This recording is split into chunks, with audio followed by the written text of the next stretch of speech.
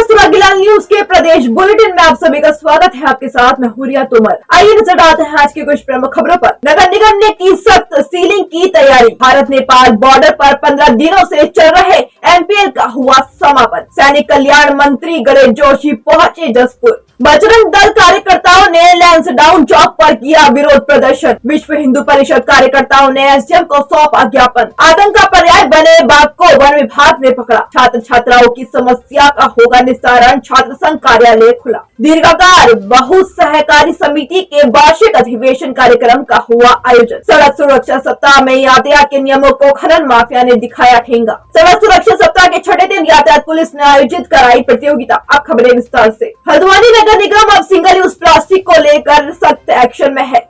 निगम ने व्यापारियों को 19 जनवरी तक का समय दिया है। मुख्य नगर आयुक्त पंकज उपाध्याय का कहना है कि जिनके पास भी सिंगल यूज प्लास्टिक है वह तत्काल उसे नगर निगम में जमा करा दे। 20 जनवरी के बाद जिस दुकान या प्रतिष्ठान में भी सिंगल यूज प्लास्टिक उसका चालान करने के साथ ही दुकान भी सील की जाएगी। संवाददाता दीपक अधिकारी की रिपोर्ट।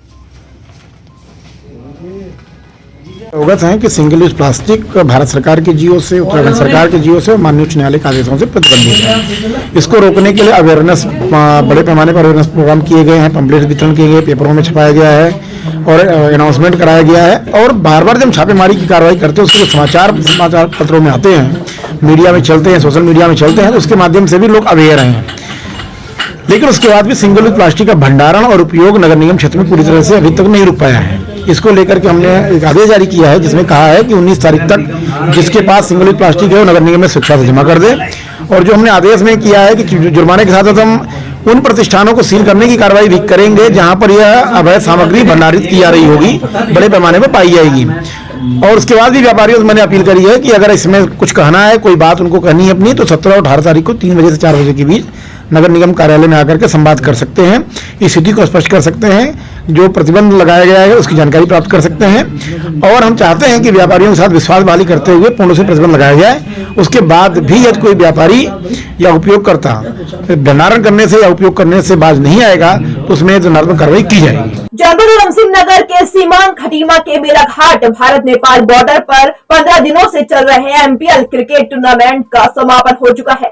इस दौरान खटीमा स्थानीय विधायक भुवन चंद्र कापड़ी ने विजेता टीम को ट्रॉफी देकर सम्मानित किया। इस दौरान मेलाघाट व्यापार मंडल अध्यक्ष अनमोल वर्मा, रमेश भटनागर, मनोज कोहली आदि मौजूद रहे।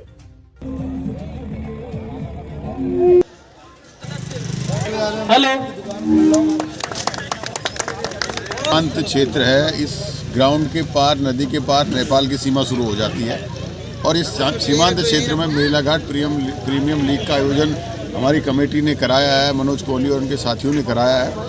तो मैं इसके लिए इनको बहुत बहुत बधाई, शुभकामनाएं देता हूं। पूरे क्षेत्र की टीमों ने इसमें प्रतिभाग किया। ऐसे आयोजनों से हमारे जो खेल प्रेमी हैं, जो खिलाड़ी हैं, उनको प्रोत्साहन मिलता है और उन्हें एक ग्राउंड मिलता है अपनी प्रतिभा निखारने का। और आगे आज इन्हीं छोटे छोटे प्रयासों से कई हमारे युवा साथी अच्छी जगहों पर पहुंचे हैं, तो मैं इस सफल आयोजन के लिए बधाई देता हूं। सैनिक कल्याण मंत्री एवं उधमसिंह नगर जिले के प्रभारी मंत्री गणेश जोशी आज जसपुर पहुंचे, जहां जसपुर बॉर्डर पर भाजपा कार्यकर्ताओं ने उनका ढोल नगाड़ों के साथ जोरदार स्वागत किया। आपको बता दें कि सैनिक कल्याण मंत्री गणेश जोशी 2 दिवसीय उधमसिंह नगर के दौरे पर निकले हैं। इस मौके पर गणेश जोशी ने हाल ही में चर्चा में चल रहे घोटालों को लेकर भी बयान दिया। संवाददाता दीपक चौहान की रिपोर्ट।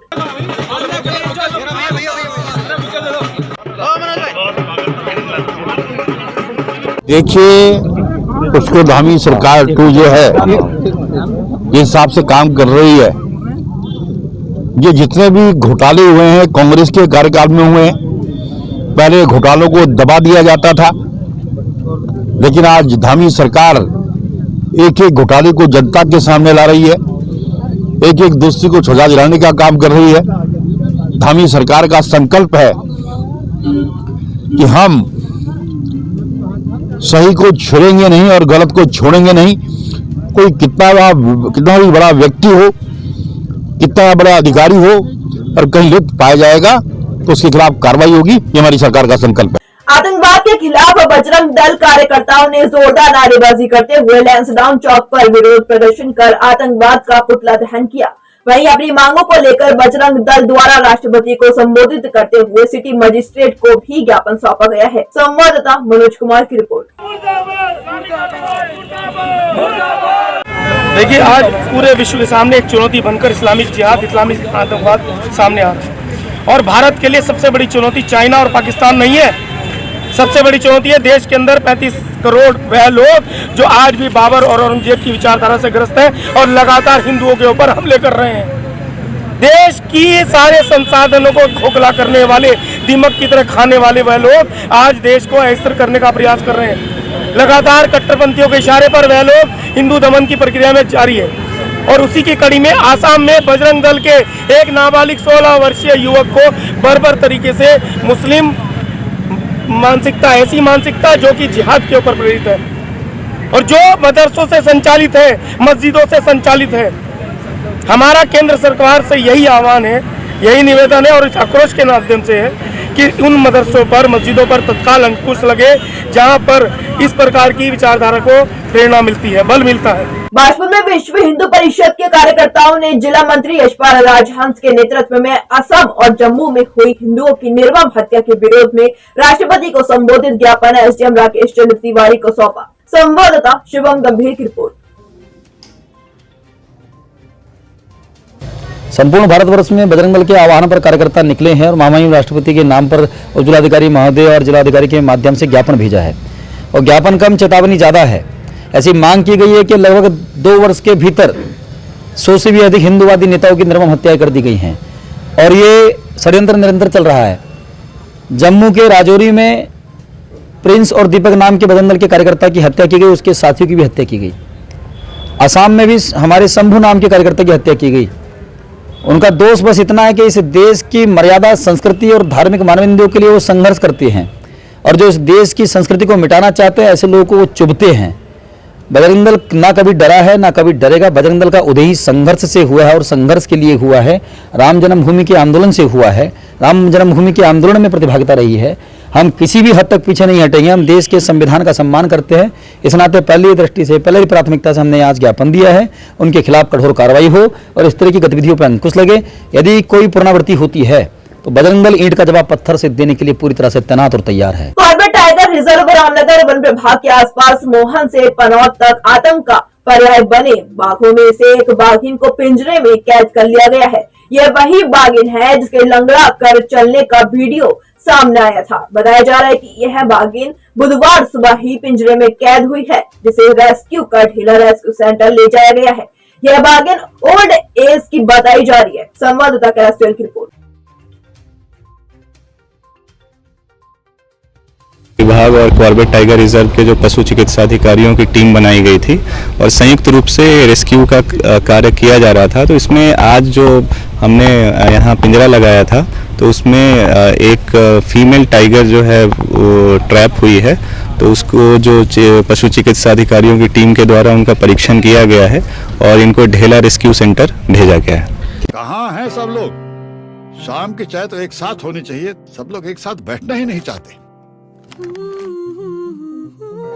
पापा, try this. लो, सब लपक लिए।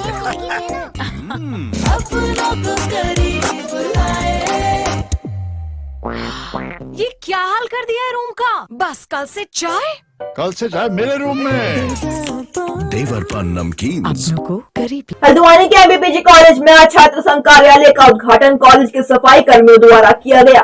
कॉलेज के प्राचार्य ने बताया कि कुमाऊं के सबसे बड़े कॉलेज में महाविद्यालय के अंदर छात्र संघ कार्यालय न होने के कारण छात्र छात्राओं को अपनी समस्या को लेकर दिक्कतों का सामना करना पड़ता था, लेकिन नवनिर्मित छात्र संघ अध्यक्ष रश्मि लंगड़िया के द्वारा छात्र संघ कार्यालय की मांग की गई, जिसको देखकर एमबीपीजी कॉलेज प्रशासन के द्वारा संघ कार्यालय का प्रबंध कराया गया। संवाददाता दीपक अधिकारी की रिपोर्ट।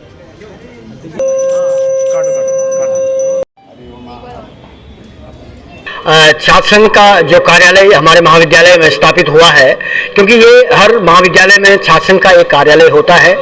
बीच में कोरोना के कारण यहाँ पर छात्र संघ चुनाव भी नहीं हुआ। जो कार्यालय इनका स्थापित था उसमें छात्र संघ का चुनाव कार्यालय खोला गया था और इनके पास कोई भी अपना एक कक्ष नहीं था। इनकी डिमांड थी तो हमने सीमित संसाधनों के होते हुए भी प्रयास किया कि हम इनको एक कार्यालय के रूप में एक छोटा सा कमरा हम इनको अवेलेबल कराएं, ताकि ये वहाँ पर बैठ करके कॉलेज की जितनी भी समस्याएं हैं, छात्रों की जितनी भी समस्याएं हैं, उन समस्याओं का समाधान निकालने के लिए एक कमरे में बैठकर समाधान निकाल सके, उसके एवज में हमने इनके लिए एक कार्यालय का इंतजाम किया है।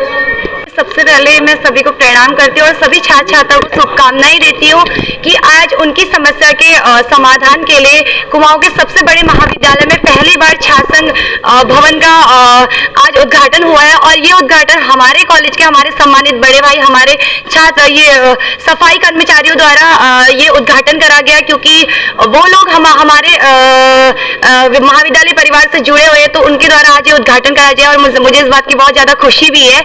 और ये छात्र संघ जैसा कि छात्र संघ पदाधिकारी हम लोग को इस महाविद्यालय के छात्र छात्राओं ने चुना है, तो हम लोग का फर्ज बनता है, दायित्व बनता है कि हम लोग उनके समस्या के समाधान के लिए एक पर्टिकुलर जगह स्थापित करें जहां पर वो हमारी समस्या लेकर आए। और मैं सभी एमबीपीजी महाविद्यालय के छात्र छात्राओं को बताना चाहूंगी कि आप लोगों को किसी भी प्रकार की समस्या आती है तो छात्र संघ कार्यालय भवन के दरवाजे आप लोगों के लिए हमेशा खुले रहेंगे। जनपद उधम सिंह नगर के सीमांत क्षेत्र खटीमा के कंचनपुरी दीर्घाकार बहु सहकारी समिति के 37वें वार्षिक अधिवेशन कार्यक्रम का आयोजन किया गया। इस दौरान कार्यक्रम की अध्यक्षता समिति के चेयरमैन जसविंदर सिंह बाजवा और सचिव जितेंद्र शर्मा ने की। कार्यक्रम में मुख्य अतिथि के रूप में किसान आयोग उपाध्यक्ष सरदार राजपाल सिंह और खटीमा विधायक भुवन चंद्र कापड़ी मौजूद रहे। साथ ही समिति के 10 श्रेष्ठ खातेदारों को शॉल ओढ़ाकर स्मृति चिन्ह देकर सम्मानित किया गया। संवाददाता गुरदीप सिंह की रिपोर्ट। हमारे अग्रणी किसान हैं और हमेशा आपके आशीर्वचन हमारी समिति को चाहूंगा। आज हमारा 37वां वार्षिक अधिवेशन है। अधिवेशन में वो हमने अपने शासन में पहुंचाने का हमने नोट कर लिया है। जिस तरह से वो बता रहे हैं कि उनको नैनो यूरिया नहीं चाहिए, यूरिया दानेदार यूरिया की ज़रूरत है। यहाँ समस्या बहुत है किसानों की और हमारा एक गोदाम हमारा बिल्कुल क्षतिग्रस्त है। हमने बहुत लेटर लिखे, सरकार को कुछ नहीं हुआ, लेकिन आज हमने ये प्रस्ताव करा है कि हम किसानों से वो अपना गोदाम बनाएंगे। जो किसानों के द्वारा जो मुख्य मुद्दे उठाए गए उसमें से ये तो खाद का था कि उसके साथ टैगिंग की जा रही है। उसके लिए निर्देशित किया गया कि कोई भी खाद के साथ टैगिंग न की जाए। नैनो यूरिया को प्रोत्साहन दिया जाए। साथ ही मोबाइल वैन के लिए डिमांड आई थी, उसके लिए प्रस्ताव बनाकर भेजा जाएगा। जहां एक और प्रदेश में 33वां सड़क सुरक्षा सप्ताह मनाया जा रहा है, जिसके चलते लोगों को यातायात के प्रति जागरूक करने के लिए विभिन्न प्रकार के अभियान पुलिस प्रशासन द्वारा चलाए जा रहे हैं। वहीं दूसरे ओर उदयपुर में डीएम कार्यालय और पुलिस कार्यालय से महज 1 किलोमीटर दूर यातायात के नियमों को खनन माफिया ठेंगा दिखाते नजर आ रहे हैं। माफिया प्रशासनिक अधिकारी और पुलिस प्रशासन के नाक के नीचे से ओवरलोड वाहनों को नो एंट्री में प्रवेश कराकर मिट्टी से भरे हुए डंपर को खाली कर चुनौती दे रहे हैं। संवाददाता दिनेश तिवारी की रिपोर्ट।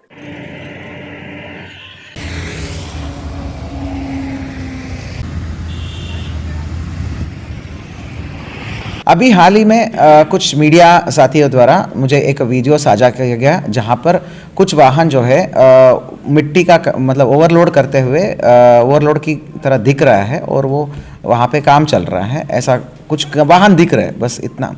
वो उसमें मैंने तत्काल जो है पंकज जो हमारा चौकी इंचार्ज सिडकुल सर इस मामला का गहनता से जांच करके मुझे रिपोर्ट देने को बोला है।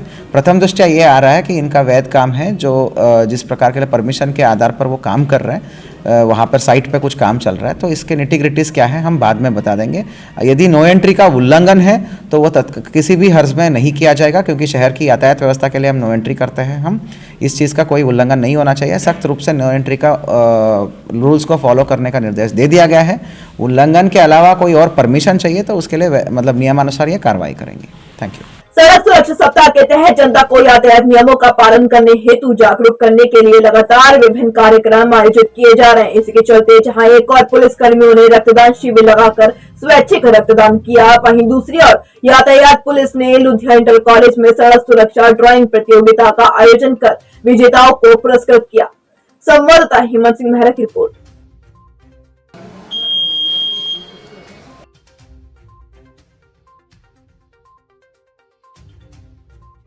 आज के लिए इतना ही। उत्तराखंड से जुड़ी तमाम खबरों के लिए बने रहिए स्वराज न्यूज के साथ। धन्यवाद।